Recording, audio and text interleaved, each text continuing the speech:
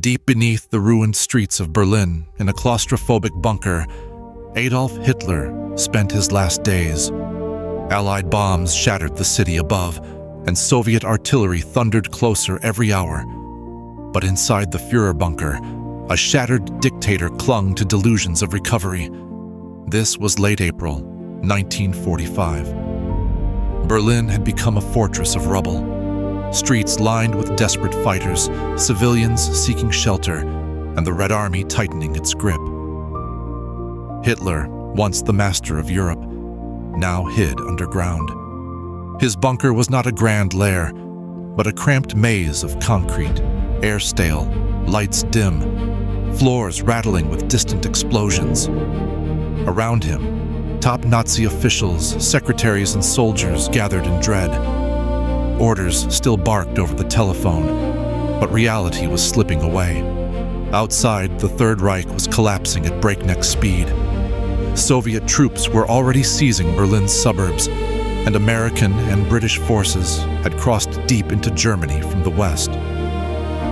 By this point, Hitler's armies were shattered. His commanders often lied to soften the facts, terrified of his outbursts. But inside the bunker, Hitler drifted between rage and despair. He fired generals, raged against his own people, and obsessed over every last move of the enemy. He refused to flee Berlin, determined to stay to the bitter end, a decision that sealed his fate. As food and supplies dwindled, tension suffocated the air. Eva Braun, Hitler's longtime companion, lived every day as if it were her last, throwing parties while chaos stormed just outside the walls. Others coped in silence, haunted by the pounding bombardments and the knowledge of imminent defeat. On April 20th, Hitler turned 56. His birthday was marked not by celebration, but by bombs. Guests arrived only briefly: Himmler, Göring, Goebbels, each nervously offering gifts. The mood was grim, every conversation overshadowed by the Soviet advance. 2 days later, Hitler descended into a feverish state, shaking uncontrollably, eyes sunken, hands trembling. He could barely walk. Gone was the fiery orator of decades past. He looked frail, almost broken. He clung to hope of phantom armies. Field Marshal Wenck, he believed, would march to Berlin's rescue. In truth, Wenck was retreating, desperate to surrender to American forces instead of the Soviets. In these dark corridors, Hitler married Eva Braun at midnight on April 29th. It was a quiet, hurried ceremony, witnessed by a few loyalists. Champagne was served, laughter forced. They spent their final hours together in rooms filled with silence and dread, surrounded by files and maps that no longer mattered. Upstairs, the world was ending. Soviet soldiers fought street by street, seizing the Reichstag, raising their flag above the burning city. The walls of the bunker shook, the sound of war echoing through concrete. Inside, poison capsules were distributed by Dr. Ludwig Stumpfegger, preparing the inner circle for the inevitable. Goebbels held his children close, his wife deciding that none should survive the fall of the regime. April 30th, 1945. Hitler shared a last meal with his staff, simple spaghetti with light sauce. He dictated his political testament, blaming the Jews for the war, refusing all admission of guilt.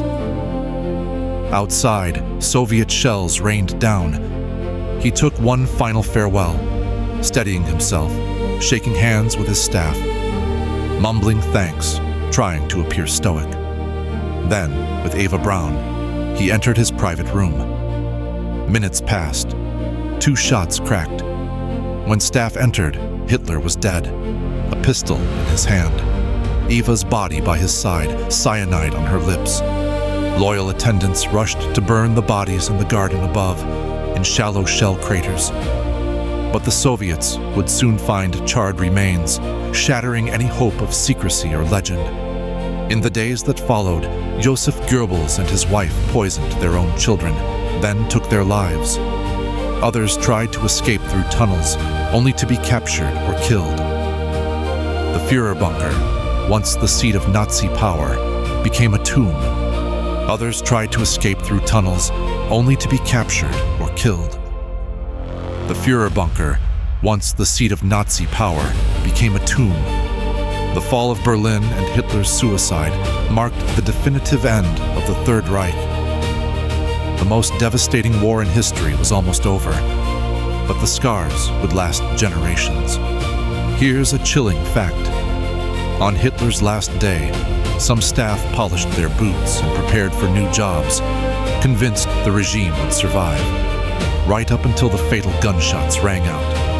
And another, though Hitler's death was the final act, Soviet troops spent days hunting for his body, desperate for proof.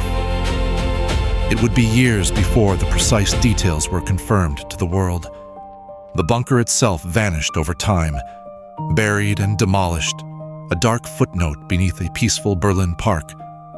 But for a few weeks in 1945, it was the heart of darkness itself. What happened in those cramped, haunted rooms shaped the course of the 20th century, forever changing the fate of Europe and the world. But the rise and fall of the Nazi regime still leaves one haunting question. How did millions, caught in the chaos of war, allow the world to descend into such destruction? And can it ever happen again?